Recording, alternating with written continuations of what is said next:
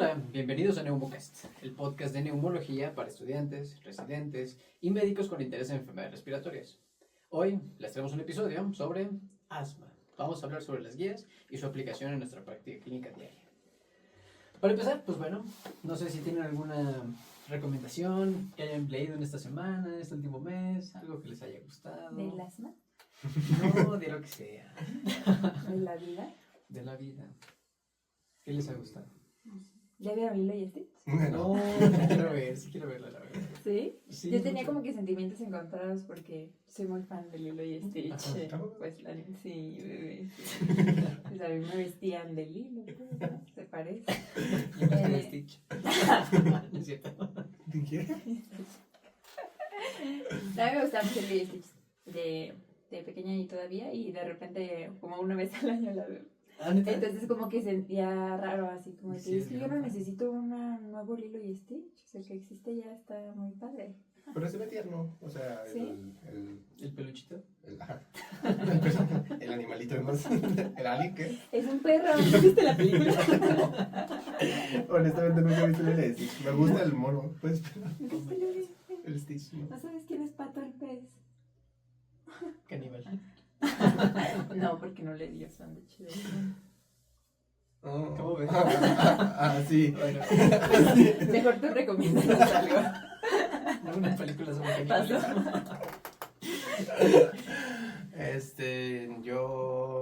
Bueno, esta última semana empecé a ver la serie de Andor, de Star Wars.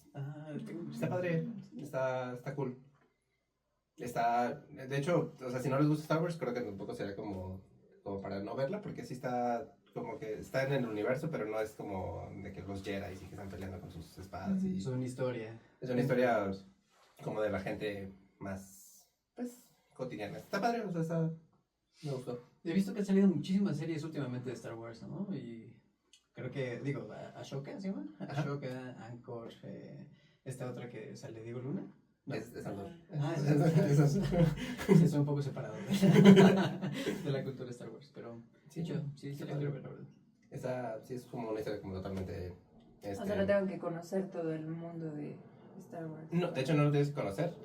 Hay como, para los ñoños como yo, hay como algunas como referencias que es como, y ya, pero nada más. Pues. Creo que yo me voy a ir por la parte que está ahorita más de moda, que es The Last of Us. No sé si han visto The Last of Us. Sí. No, ¿No? no sé. Es buena, Creo que es no. muy buena. Es también sobre hongos y cosas que también pueden interesarnos a los neumólogos. Ok. Pero, pues, en esta última parte, bueno, los que ya la han visto no les voy a spoilear nada, pero pues sí se pega mucho al juego. Algunas escenas como que varían un poquitín, pero pues está muy buena también. Leí nada más que el 50% de las personas que habían empezado a ver The Last of Us desde el principio, después del segundo episodio, que pasa algo pues muy cañón, dejaron de verlo, el 50% de las personas. Sí, yo. Yo soy. Los capítulos. Hace muy, ¿no? Ya tiene un rato. Sí, ya tiene como un mes, yo creo. Sí, pero bueno, me está gustando mucho.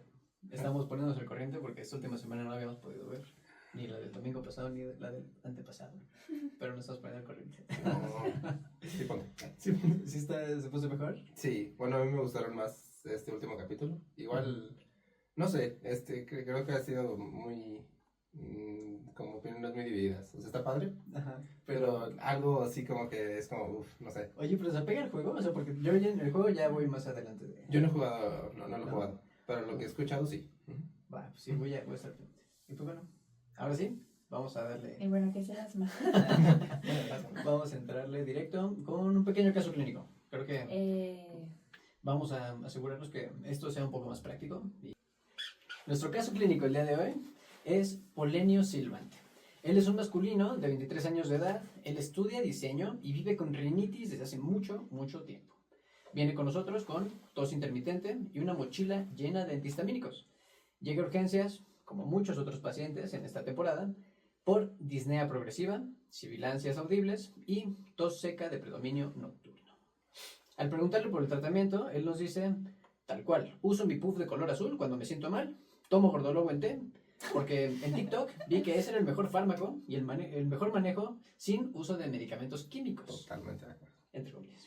Tengo una duda, ¿qué es el gordolobo? Perdón, disculpe mi poca actualización en neumología. Es la pregunta del consejo. Vamos a verlo, perdón. Pregunta del consejo. Madre Gordolobo. Yo creo que podemos poner una imagen aquí para que nuestros escuchas puedan verlo. Verbascum tapsu. Los escuchas puedan verlo. Es la hierba del paño. La hierba del paño. Así se le dice. O sea, ¿se pone para el paño? Es O que sea, no es que tiene como unas. ¿Así le dicen al asno? Paño. En sus hojitas tiene como unas cositas como plateaditas. Es como... Ah, o sea, el gordolobo tiene paño, no es para el paño. Según yo, es para cuestiones respiratorias. La gente lo hace para cuestiones Es respiratorias. como esa plantita amarilla. Linda. Ah, está linda. Sí. Como para- Pero no sirve para el asma. Como para el asma. Y pues bueno, Y ya nuestro se hace paciente en té. se hace en té. O se nebuliza. No, se hace en té. Bueno, seguramente hay gente que lo nebulice, pero se hace en té. Ah, ok. Y pues bueno, hay gente que lo utiliza y en TikTok, mejoró, diferentes Apolo? redes sociales. Te voy a contar cómo está cuando llegue ahí. Entonces está con su gordolobo y con su puff de color azul, es decir, un Saba, ¿sale? A la exploración física tenemos una oximetría normal, la frecuencia cardíaca relativamente alta, 105 latidos por minuto. Él dice que está utilizando un flujómetro. Tiene una variabilidad, de acuerdo a los registros en los que encontramos, una variabilidad del 30% en los últimos 14 días. Y a la auscultación encontramos sibilancias bilaterales. Nosotros con esto integramos, pues bueno, el diagnóstico de una exacerbación de asma con mal apego a tratamiento o con mal tratamiento, básicamente. Tiene solamente SABA y... Sin pues, nada tratamiento. Básicamente. más. Por razón necesaria, ¿no? Ok. Y pues bueno, con esto en mente tenemos a Polenio Silvante, haciendo honor a su nombre. Polenio Silvante está silbando como un loco. Con esto en mente, con su exploración física, con lo que nos ha mencionado, ¿ustedes qué piensan sobre cómo podemos ayudarle a mejorar su diagnóstico y tratamiento? Ok, creo que el diagnóstico ya está pues bastante claro, ¿no? O sea, tenemos los síntomas, nada más como para recapitular un poquito, pues los síntomas son tos, falta de aire, sensación de presión en el pecho o sibilancias, ¿no? Que fluctúa en el tiempo, muy importante. Que sea variable. Y es malo. Bueno, generalmente predomina en la noche también. En la noche, o al despertarse en las mañanas, cuando se exponen a ciertos alergenos ya conocidos, aire frío, cambios de temperatura, cosas por el estilo, ¿no? Como que esa primera parte de la parte clínica creo que nos queda como muy claro, o sea, era lo primero que sospecharíamos yo creo pues todos. Y la parte objetiva, ¿Cómo? ¿Tú no sospecharías de una TB pleural? No, fíjate que en esta vez ni yo sospecharía una TB pleural. Con ganas, pues. Perdón. Y ya después sería pues la confirmación objetiva, perdón, se me fue la onda. En la variabilidad de flujo, con el flujómetro, pues yo creo que sí es una de las formas en las que vamos a usar. Nada más que creo que también está bien, ¿no? Que le pasamos un poquito de responsabilidad al paciente para que él también se haga cargo y haga conciencia de cómo es su enfermedad y cómo él puede ir viendo cómo va fluctuando su función respiratoria. Y una vez que se instaure un buen manejo, que ahorita hablamos de eso, cómo va a ir mejorando también esa parte, ¿no? Que pienso que esa es una de las virtudes de tener un flujómetro, ¿no? Digo, yo tengo asma, creo que ustedes también. Y seguramente muchos de nuestros espectadores también tendrán algunos de estos síntomas, pero un flujómetro creo que es pues el equivalente a que un paciente con diabetes tenga su glucómetro, ¿no? Es una forma de monitorizarnos y no tener que depender de ir corriendo a una farmacia o esperar a dentro de 6 meses que me hagan una espirometría, ¿no? Sí, claro. Entonces creo que eso también es una de las virtudes que tiene, usar flujómetro. Y ahorita que lo toco, o sea, si bien, o sea, es una de sus virtudes, pues creo que igual, cuando hagamos una evaluación siempre el estándar seguirá, bueno, ese seguirá siendo la espirometría, ¿no? Por supuesto. Sí, Con sí, su es como variabilidad. no haces un diagnóstico de diabetes con la glucometría, pues, pero te sirve para monitorizar al paciente, también para que el paciente conozca un poco más sobre su enfermedad y sobre su control, y también como lo que decías tú, de hacerlo responsable de su control. Así también en el asma, y también muchas de las recomendaciones del flujómetro no es ni siquiera con el predicho, pues es con su personal, su mejor valor. Entonces es la importancia también de cómo enseñarle a los pacientes qué es un flujómetro, cómo usarlo y empoderarlos sobre su enfermedad. De acuerdo. Y pues sí, tener el objetivo, el gold standard, la espirometría.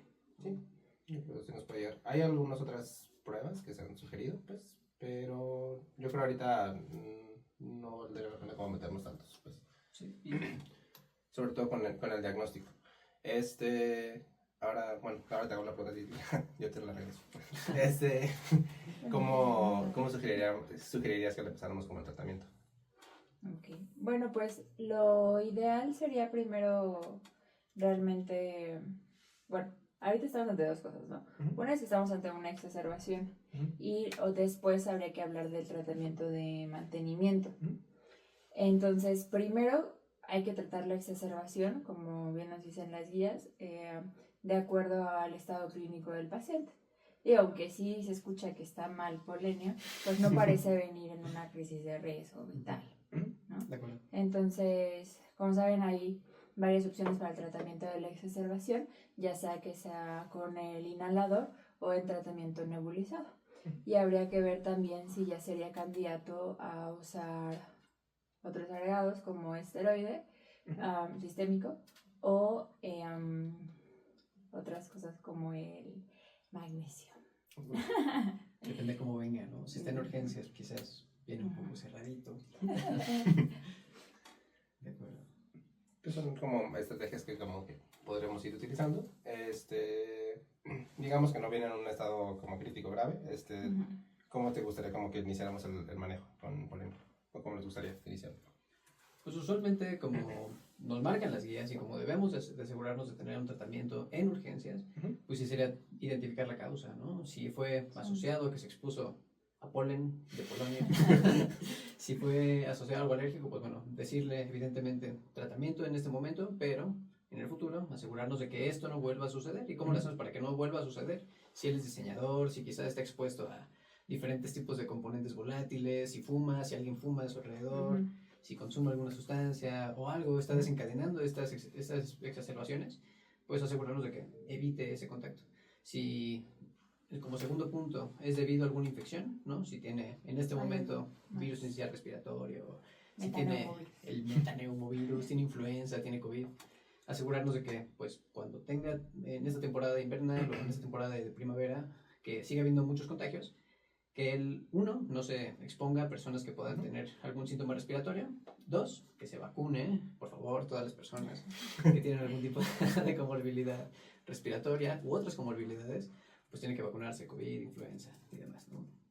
Siempre asegurarnos que tengamos esa causa de la exacerbación, pues definirá también en parte de nuestro tratamiento. Okay. El esteroide sistémico, pienso yo, que en este caso en particular, que llegue a urgencias, no está desaturando, no está grave, sería buena idea para poder iniciar el manejo que podríamos aspirar a tener de forma ambulatoria. Sobre todo considerando que, como mencionábamos al principio, pues no es de riesgo vital, ¿no? No parece que sea un paciente que requiera ser hospitalizado o requiera ser ingresado a terapia intensiva, básicamente, ¿no? Pero un esquema de esteroide, 5 días, creo que sería suficiente, asegurándonos de que tenga un buen dispositivo con un buen uso. Okay. Es muy importante para el tratamiento de las exacerbaciones que tú puedas garantizar que va a cumplir con los días de tratamiento de manera ambulatoria.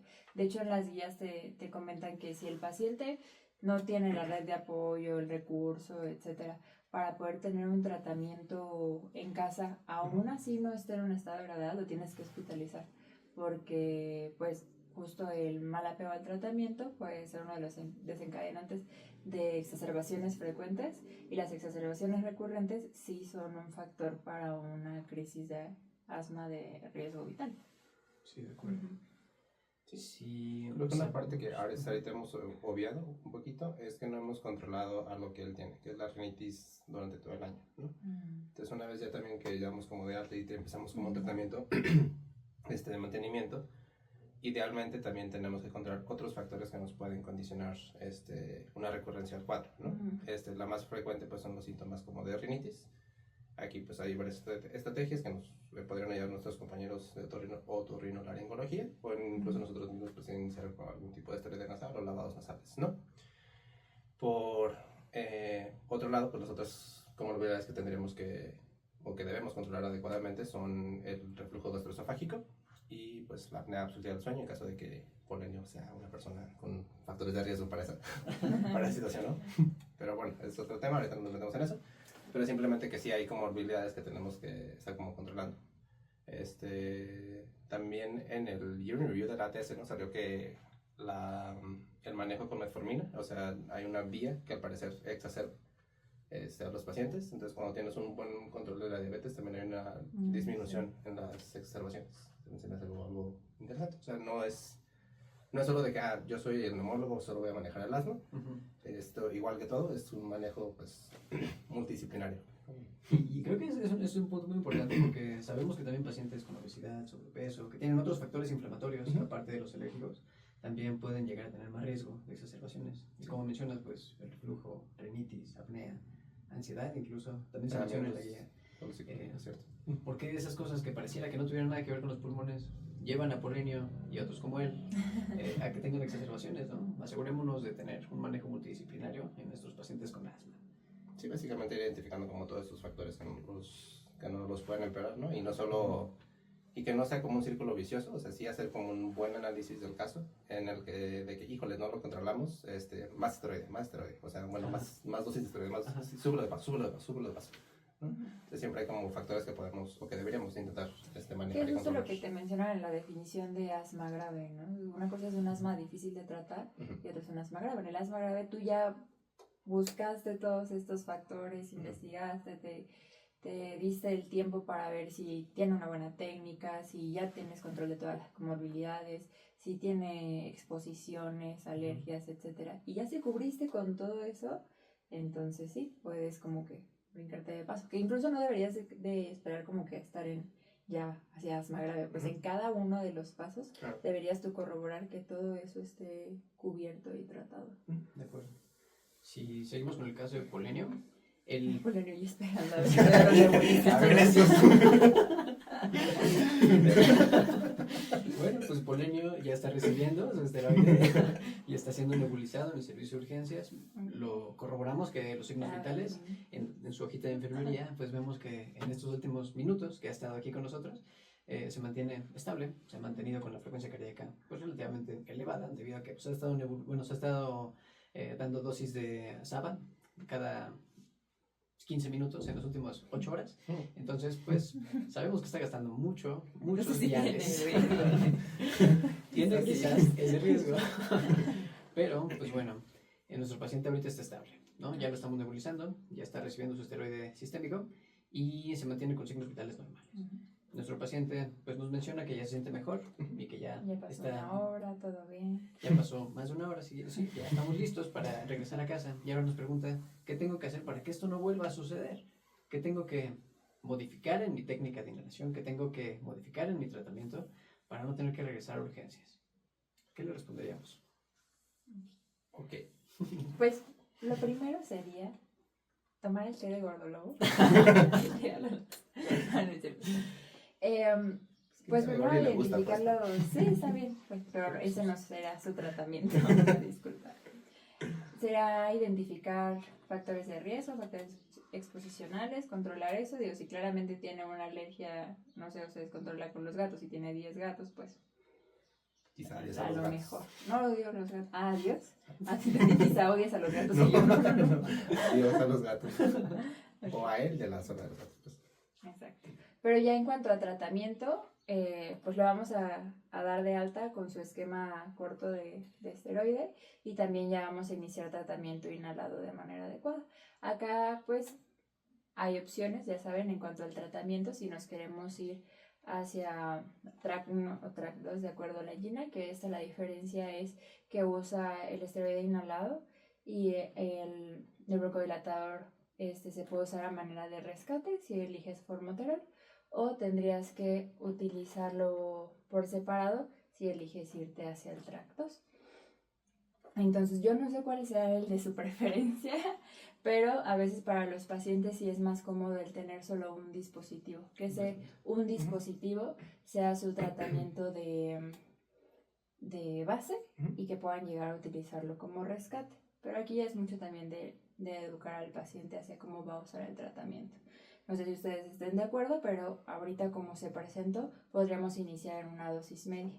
En lo que ya en la consulta hacemos el resto del abordaje, controlamos comorbilidades y vemos si podemos disminuir de paso o bien requiere un poco más de dosis. Hay que explicarle cuál es la técnica de inhalación, cada cuánto lo va a utilizar, cuáles son los signos de que necesita un rescate. Muchos pacientes no utilizan los rescates de manera adecuada, suelen como que asociar la ansiedad a que lo va a aliviar con el rescate, cuando en realidad no son síntomas respiratorios lo que está presentando. Entonces, educarlo en ese sentido creo que es súper importante para tener un buen apego y un buen tratamiento. Y, Me gustaría en ese punto que acabas de mencionar, el seguimiento, creo que sí es bueno decir, después de que tenemos una exacerbación, la guía nos dice que lo citemos, al menos en un mes después de la exacerbación, que lo citemos 2 semanas a 4 semanas después de la exacerbación, pero lo antes posible. Hemos visto, bueno, al menos no sé en sus prácticas, pero en nuestras prácticas institucionales, a veces eso no es posible. Y tener una consulta dentro de un mes, pues suele ser prácticamente imposible, ¿no? Asegurémonos nada más de tener un paciente con asma, sea visto lo antes posible, creo que es una de las prácticas de buena práctica clínica, ¿no? Sí, definitivamente. Y pues precisamente después de una exacerbación hay que iniciar con un paso 4.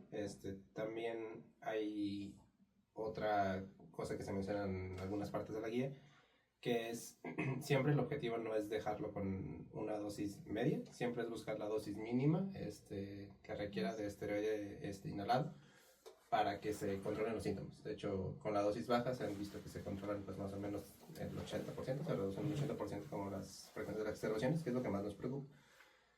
Y entonces, una vez de que hacemos nuestra evaluación oportuna, de entre 2 a 4 semanas, sería volver a estarlo en un espacio como de 3 a 6 meses para hacer una revaloración y ver si podemos disminuir la dosis de esteroide, ¿no?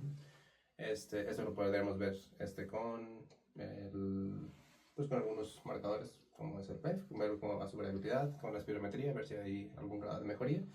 Y básicamente finalmente sí es un poquito como de prueba, o sea, prueba de bajar la dosis, ver cómo él responde y si no tiene que usar más de sus disparos de rescate. Y pedirle al que también lleve un registro o un registro mental más o menos de que, ¿saben qué? Me bajaron la dosis y ahora uso el rescate 2 veces al día.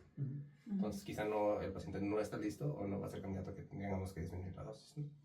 Y en cada consulta, tanto en la de seguimiento, justo después de la exacerbación, como a la de 3 a 6 meses, siempre hay que reforzar este círculo de revisión, verificar que todo esté bien, que nuestro paciente pues esté usando bien su dispositivo.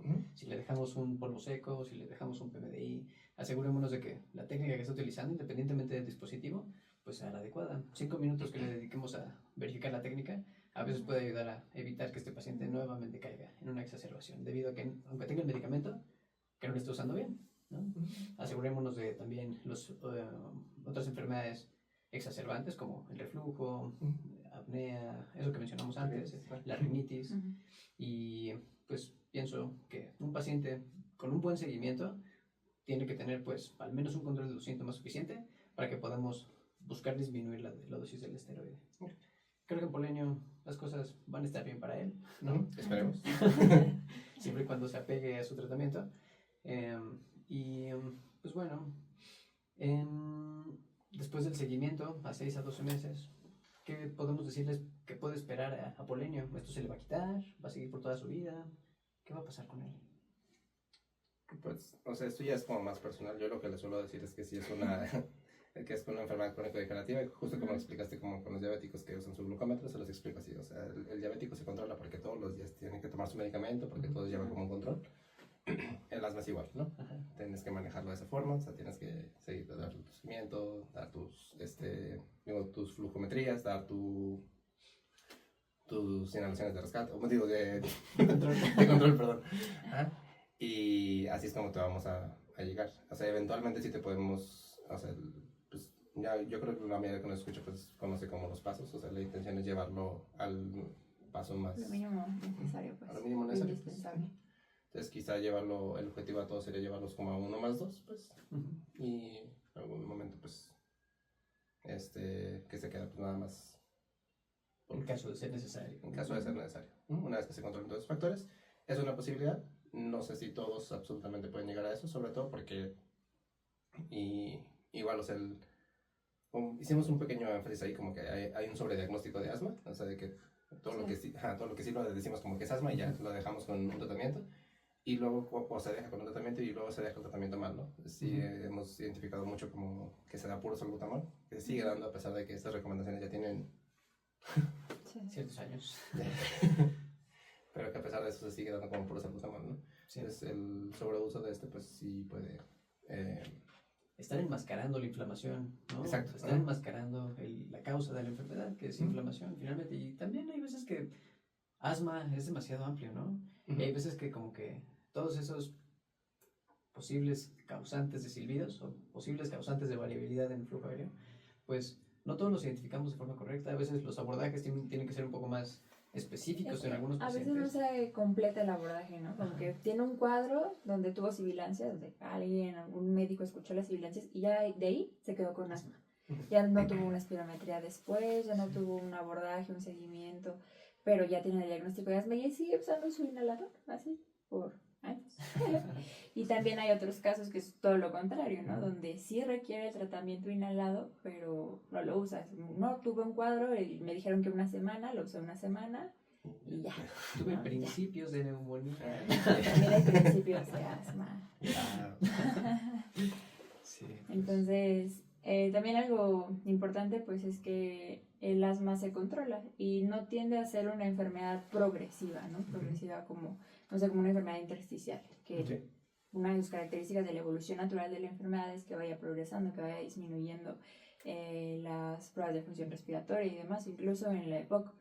Pero en el asma no, el asma tiene esta cualidad de que revierte la obstrucción y pues hay que controlarlo en la mayoría de los casos. Sí hay casos donde esta obstrucción se puede volver fija, donde podemos ir avanzando en los escalones a pesar de que ya verificamos todo lo que hemos comentado y llegamos entonces hacia un asma grave. Y aquí nos toca pues buscar otro tipo de marcadores que nos puedan ayudar a caracterizar por qué estamos en este punto de asma grave. ¿Quisieran comentar algo respecto a eso? Ahí me gustaría poner quizás un ejemplo práctico, que sería... Polonia. Imaginemos que Polenio, Polenio. en vez de tener una resolución, sale de urgencias quizás, y lo vemos al poco tiempo y persiste con obstrucción. Le dejamos el tratamiento en paso 4, es decir, le dejamos una dosis de esteroide inhalada, tenemos ya su tratamiento de reflujo, su rinitis está bien controlada, y a pesar de que tiene un buen control, buen apego a su tratamiento, buen uso de inhaladores, nuestro paciente sigue con obstrucción variable. Esto pues nos lleva, nos encasilla a tener que subir un escalón más, ¿no? Nos obliga a buscar alguna otra opción terapéutica. Si al menos en el caso hipotético de Polenio, las cosas están de esta forma, aumentar más el esteroide, hay casos en los que puede que no nos beneficie tanto en la parte terapéutica. Y es ahí donde pues podemos aspirar o buscar a fenotipificar a nuestro paciente, asegurarnos de tener el tipo de inflamación que está padeciendo, es decir, si es T2 en particular, si está presentándose una inflamación alérgica, ahí es donde podemos pedir o empezamos a pedir la FeNO, la fracción exhalada de óxido nítrico, y los eosinófilos séricos. Si nosotros tenemos esos dos marcadores elevados, pues podemos empezar a pensar que este paciente, su asma, a pesar de un buen tratamiento, pues persiste con inflamación y buscar terapia dirigida, pues es lo que corresponde. Sí, yo creo que lo que es más fácil como para la población en general sería como los eosinófilos séricos, pues, porque finalmente el feno pues hizo un estudio un poquito más específico. Más específico, y que, o sea, que sí debería y que sí debería estar como más disponible, pues, pero por desgracia no lo está. Pero incluso pues, el feno también ayuda en muchas otras situaciones. Ya hay como toda una corriente de pensamiento allá en los primeros mundos en los que usan el feno para fenotificar las exacerbaciones, ¿no? Para ver si efectivamente puede o no responder a los esteroides, o si no puede, o si más bien tendrías que manejarlo simplemente como una crisis pues más típica, sin tener que darle como un otro medicamento, ¿no? Pero sí, o sea, yo creo los eosinófilos en sangre, ¿qué valor tendríamos que considerar? Pues hay diferentes puntos de corte, pero arriba de 300 es como el punto que más nos debería de guiar. En otros estudios donde la aplicación de anticuerpos monoclonales o bueno, terapia biológica, se podían empezar a pensar arriba de 150 en algunos casos en particular, pero 300 creo que es el punto estándar. Entonces le vamos a pedir a Polinio sus eosinófilos en sangre. Aprovechamos que está en urgencia y se los... No, ya está en urgencia. Perdón, ya es cierto, ya pasó un año, ¿verdad? Sí. Digo, afortunadamente no he tenido muchas exacerbaciones, he tenido varias visitas a urgencias a pesar de un buen apego al tratamiento, pero ahorita estamos en la consulta, le vamos a pedir sus eosinófilos, le vamos a pedir su feno, ¿creen? De acuerdo. Perfecto. Antes se hablaba más o tenía como más presencia la IgE, ¿no? Pero ahora incluso en las guías pues lo que te marca más es eosinófilos y feno. Aunque la IgE pues también está relacionada con esta vía inflamatoria, en realidad ya no lo toman tanto para fenotipificar, aunque sí es importante también para descartar otras. Sí, también hay entre los eosinófilos en esputo, que también no se hace como mucha mención, pues principalmente porque también, igual que el feno, pues es un estudio como muy... Una persona sumamente capacitada para la observación, para que identifique a los eosinófilos en el esputo. Y aunque sí debería de usarse, la verdad es que es parte de los marcadores. Son herramientas como muy valiosas que nos pueden ayudar. Y pues bueno, una vez que diagnosticamos, imaginemos que Polenio sí tiene marcadores eosinofílicos elevados, y sí tiene, no sé, 600 eosinófilos, y tiene un feno en 85. Entonces, a pesar de que ya está con tratamiento inhalado, ya se le trató la rinitis, ya se le dio tratamiento para el reflujo, entonces... Ya no podemos seguir más de 6 meses en la dosis alta. No deberíamos.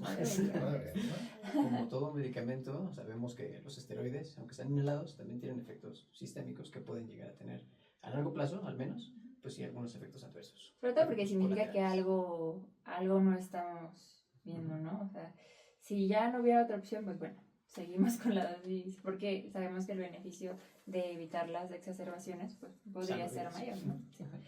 Pero si vemos que podemos abordarlo de otra manera, checar los marcadores, ajustarle tratamiento, agregarle un tratamiento, pues entonces es aquí donde debemos tomar en cuenta esto, ¿no? ¿Y qué vamos a hacer? Pues yo creo ahí creo que también llegamos a un punto en el que, bueno, los tres estamos de donde mismo, pues, entonces estamos como muy acostumbrados a que esto se platique, ¿no? Y creo que también sería como, hacer como una plática, un consenso de cuál sería la mejor. No creo, porque implica el siguiente paso, ya, el spoiler, pues, pues ya tendremos que empezar a considerar biológicos, ¿no? Ya el paso 5, incluso dejarle como esteroide sistémico de una forma crónica, pues tampoco ya no está muy recomendado. Sobre todo por los efectos, ¿no? O sea, porque si trata bien el asma, salva la vida de la persona, le permite caminar y subir escaleras, pero también le causa un síndrome de Cushing, o sea, le estamos generando también riesgos, ¿no? Sí, y quizás esos riesgos los podríamos evitar con un biológico, ¿no? Entonces, al menos antes de tomar una decisión como unilateral de que al decir al paciente de que sabe que ocupa tal, sería como juntarse como con un grupo, con el paciente, y ver cuál es la decisión que mejor se apega a él y a su cuadro clínico, ¿no? En el caso de él, pues quizá un antiinterleucina 5 o retrosten del 5, pues, podría ser como una buena opción, creo yo, por la eosinofilia, pero pues precisamente para eso buscaríamos hacerlo en equipo, ¿no? En equipo. Siempre la decisión de una terapia biológica no depende de una sola persona, porque finalmente es un tratamiento que, pues, a largo plazo genera beneficios, pero también genera muchos costos, tanto para la persona como para, pues, su círculo familiar cercano, y pues esto puede ocasionar también, en algunas ocasiones, pues necesidad de acudir a un hospital para aplicar el medicamento, que se busque tener un espacio en su refrigerador para que pueda poner su medicamento. Él se lo puede aplicar en su propia casa, pero pues en cuestiones institucionales se suele recomendar que acuda al hospital, por ser un medicamento caro, por ser un medicamento que si no se mantiene en adecuadas condiciones, pues se echa a perder. Y una dosis que cuesta, no sé, unos cuantos decenas de miles de pesos, pues lo mejor sí es tener como un control de ese tipo de medicamentos. Entonces tomaríamos en cuenta, obviamente, primero sus marcadores, el cuadro clínico, cómo ha evolucionado también, las exacerbaciones que ha tenido, pero también la percepción del paciente. Si le voy a dar un biológico que requiere que venga al hospital cada 2 semanas y él vive muy lejano acá, pues a lo mejor no va a ser factible para él, ¿no? también es algo que hay que considerar, porque si no va a haber un buen apego, pues entonces tampoco vamos a poder sacar todo el beneficio del medicamento. Entonces también hay que considerar esta parte del paciente, de que tenga la red de apoyo, etcétera, para poder indicar uno de estos tratamientos y también garantizar el seguimiento, porque no sirve nada que le dé 1, 2 dosis, 3 dosis y ya no vuelva porque él se sintió bien nada más, ¿no? Y ahí caemos en algunos de los, pues, mal apego a tratamiento incluso inhalado, ¿no? De que el paciente se sintió bien y ya no lo continuó y no vimos cómo quedaron los marcadores, no vimos cómo quedó su función pulmonar, etcétera. Entonces también al iniciar tratamiento biológico hay que educar al paciente para explicarle cómo es el seguimiento, su monitorización y demás. Y al final todo esto es para, pues, evitar pérdida de la función pulmonar y garantizar una adecuada calidad de vida a largo plazo, ya que con cada exacerbación pues puede haber también disminución de la función pulmonar. De acuerdo. Muy bien, pues Polenio está en buenas manos. Pero bueno, sí puede ser un padecimiento sumamente incapacitante si no está bien tratado. Creo que enfatizar en que nuestros pacientes tienen que abordarse de forma algorítmica y asegurémonos de tener un seguimiento pues seriado, con un buen plan en cada una de las visitas. Creo que es uno de los mejores mensajes que podemos dar a nuestros escuchas. Y evaluar, ajustar. El circulito, claro. Muy bien. Muy bien, pues no sé, algo más que quieran agregar, algo más que quieran decir. Creo que podríamos en un episodio posterior como hablar un poquito más ya de biológicos, ¿no? Ir a hacer, o podríamos ver, no sé, a lo mejor Polonio, su hermano, ya ven que luego También. familia también es factor de riesgo. Claro. Entonces él cómo está, a lo mejor fenotipificarlo para hablar un poquito más sobre qué biológico elegir, qué marcadores te llevan a tal o cual. Y bueno, el objetivo de este capítulo era como hacer una introducción global, ver cómo vamos abordando al paciente y ya posteriormente, si quieren, podemos entrar un poquito más hacia el tema de biológicos, que también es bastante amplio. Interesante. Muy bueno, sí. Y sumamente necesario para todo médico que se interesa por la función respiratoria. Pues creo que hemos cubierto la mayor parte de los puntos a tocar sobre el asma. Nos falta hablar del impacto en las redes. Sí, bueno. Tic-tac. Por cierto. Por cierto. Bueno, yo la verdad no conocía el té de gordolobo. Pero sí estoy al tanto de que asma es como de los temas más tocados en cuanto a temas de salud en las redes sociales. De hecho, hay un artículo de Chest donde habla sobre el tipo de contenido sobre asma en TikTok específicamente. Este salió apenas cuando fue lo del Día Mundial hace unas semanas. Y lo que comenta es que el principal tipo de contenido sobre asma en TikTok es sobre tratamientos alternativos. Y después de es sobre técnicas de inhalación. La verdad es que no me he puesto como a revisarlo si son técnicas correctas, sería interesante. Pero sí habla de que lo principal es tratamientos alternativos, y también algo interesante que comenta es que la mayoría no son neumólogos, o sea, los que comentan que hacen este tipo de contenido. Sí, la mayoría son médicos, aunque no son la mayoría neumólogos, pero también hay mucho contenido de personal no médico. Okay. Y no sé si ustedes hayan visto algún TikTok de algún tratamiento alternativo. No, algo más aparte de la hoja de gordolobo.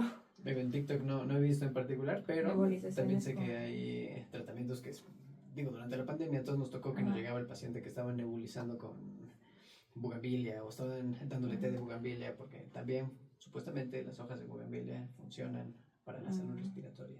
Hay esos videos, sí he visto, que ponen como una olla, ¿no? Así con vaporcito, y se ponen como una telita, una telita así, como para que las vaporizaciones se llaman. Sí. Órale. Creo que a lo mejor es más en los niños, no sé. A mí lo que me tocó, sí me ha tocado ver como más bien ahí no me ha tocado ver tantos médicos, sino pacientes que dan como sus recomendaciones de cómo ellos se manejan sus síntomas. y luego se dan como sus generaciones del VIP, como uno que tiene así como que dicen, no, ya, quedé súper bien, me abrió todos mis bronquios, luego sentí la mejoría, yo, esto no. Y es que la plantita con la que hacen el vaporrup, bueno, se llama vaporrup también, bueno, no sé cómo le llaman, pero esa plantita que es como de hojas carnositas, también la utilizan como para salud respiratoria, porque tiene una percepción, o causa una percepción de que se abren las vías aéreas. Tampoco funciona, evidentemente no es aprobada por la Gina. Pero no vi esa parte en la Gina, el uso de yo tampoco, deberíamos agregar el gordolobo. Pero no, definitivamente pues es algo que está fuera del contexto científico, ¿no? Nosotros nos basamos en evidencia científica para tomar nuestras decisiones, y pues en este artículo que mencionas de Chest, pues solamente el 29% está pegado a las recomendaciones de la Gina, ¿no? O sea, sí es, cada quien está haciendo lo que quiere, ¿no? Porque finalmente las redes sociales no tienen algún sello de Cofepris o no tienen algún sello de... Bueno, de hecho, sí, o sea, bueno, depende. Es que depende del tipo de contenido que hagas, porque si quieres tú promocionar como algo de tu práctica clínica, etcétera, sí tendrías que tener un aviso de Cofepris. Pero si nada más es como dar la información sin hacer ninguna propaganda hacia ti ni nada, pues tú puedes comentar lo que quieras. Como la mayoría, ¿no? La mayor parte de la información, pues es libre. Que a lo mejor pues es un arma de doble filo, ¿no? Porque sí ha hecho como que haya más interés sobre pues, enfermedades respiratorias, sobre el autocuidado, sobre hacerse responsable de su enfermedad, pero pues que tanto de esa información realmente es benéfica, basada en la evidencia. Sí. Y ahí también creo que ahí estaría padre mencionar, la mayor parte de nuestros espectadores pues son médicos o personas interesadas al menos en la parte respiratoria y en la parte de la salud.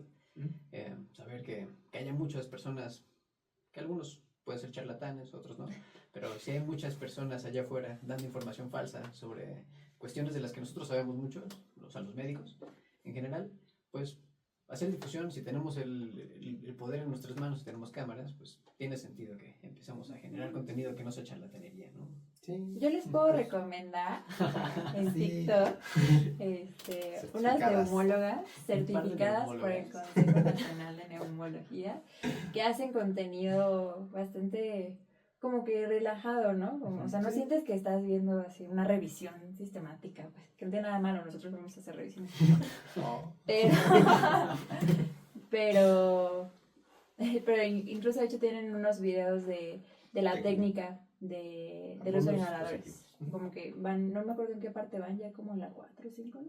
Ya han revisado varios. Ya van varios. Pero en general pues su contenido es también como en cuanto a, no sé, como llamativo, ¿no? Porque hicieron del mouth taping, anulado también. El alcohol.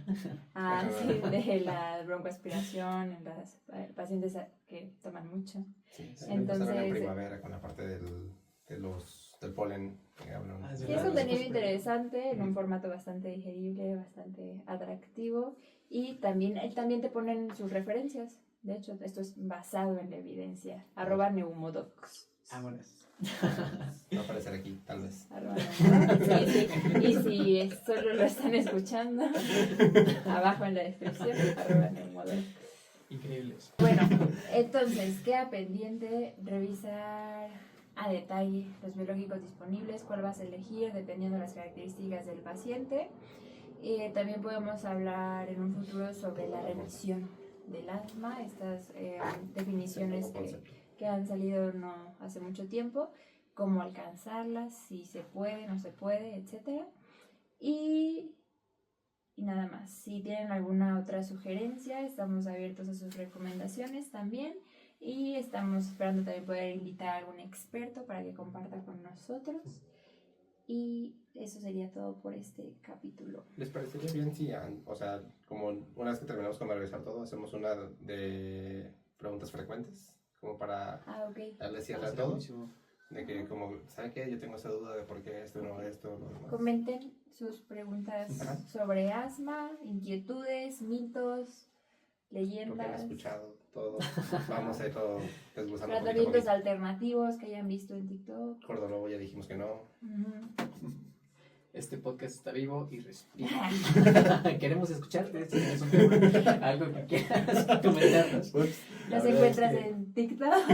TikTok. No, de hecho no nos encuentran todavía en TikTok, ¿no? pero ya pronto nos van a encontrar en TikTok. En Instagram sí nos encuentran. En Facebook hubo unos problemillas, pero se restablecerá. Okay. Pero sobre todo nos encuentran en Spotify, YouTube, Amazon Music, iHeartRadio y Apple Music. ¿O es Apple Podcast? Apple Music. Apple Music. Okay. Gracias por escucharnos y Te invitamos a suscribirte, compartirlo con tus compañeros y acompañarnos en esta aventura que, como los pulmones, se expande capítulo a capítulo.